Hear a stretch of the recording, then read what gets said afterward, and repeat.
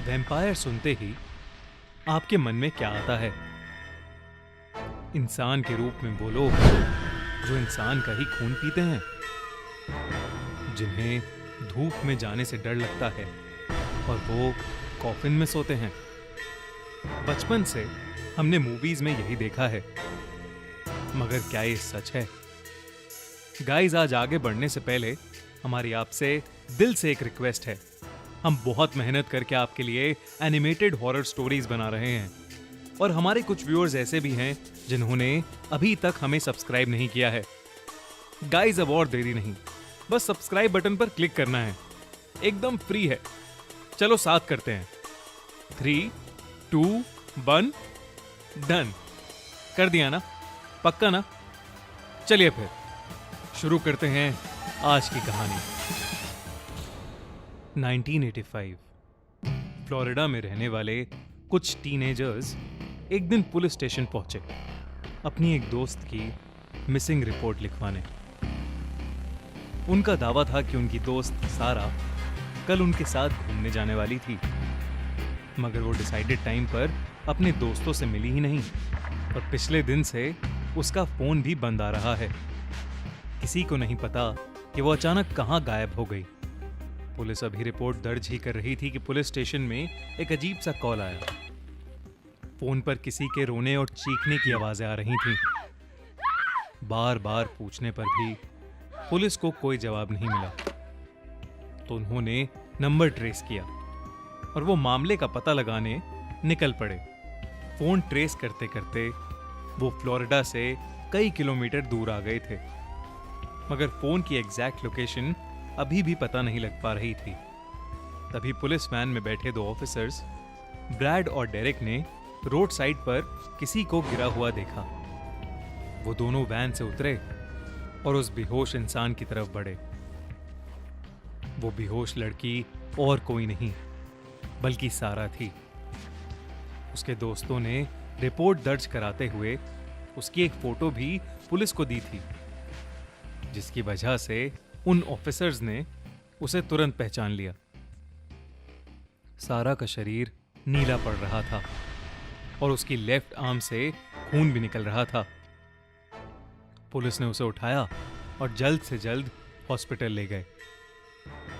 सारा को एग्जामिन करने के बाद डॉक्टर्स ने पुलिस को यह बताया कि 2 दिन तक लगातार सारा के शरीर से खून निकाला गया है और इसी वजह से वो इतनी कमजोर पड़ गई है।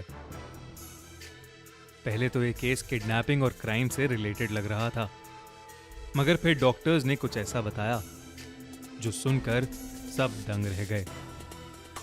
उसके 3 दांत गायब थे, उसके हाथों पर जलने के निशान थे और उसकी पीठ पर एक अननोन लैंग्वेज में कुछ लिखा हुआ था।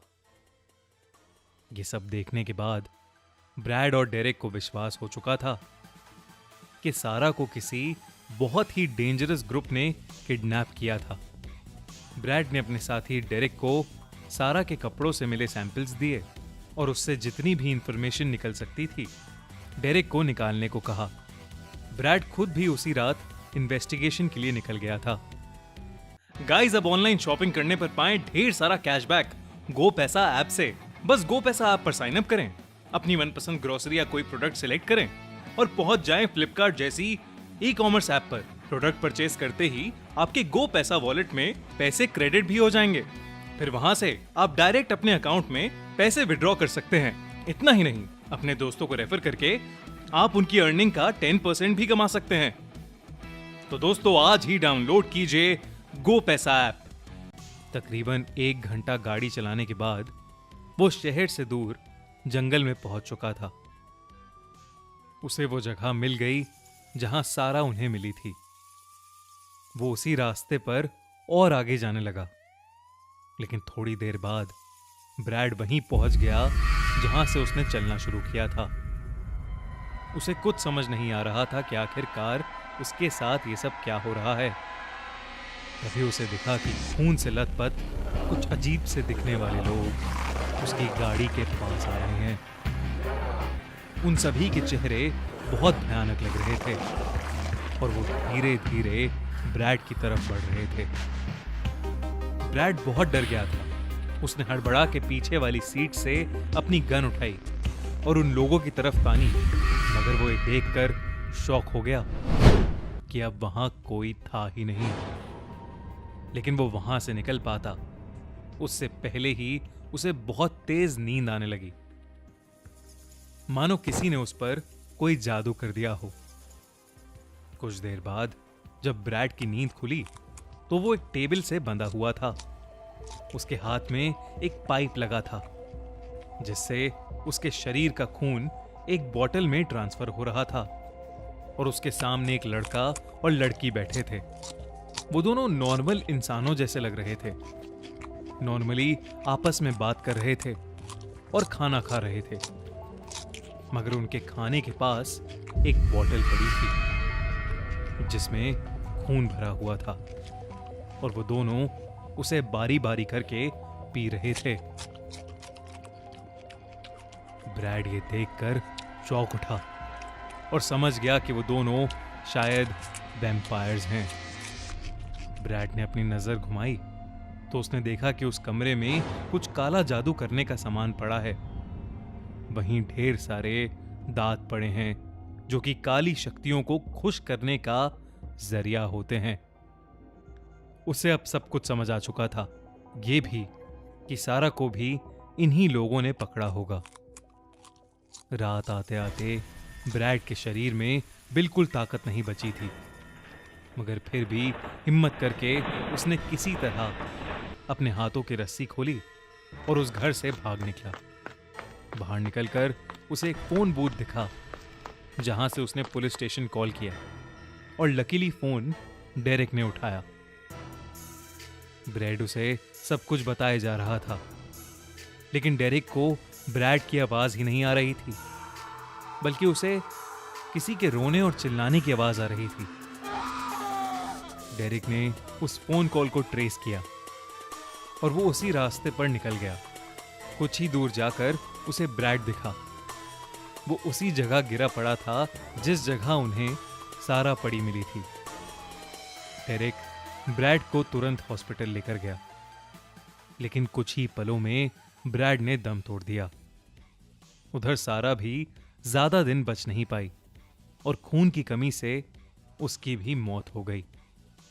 ये सब होने के बाद डेरेक ने हर दिन हर रात उस जगह की इन्वेस्टिगेशन करनी शुरू कर दी।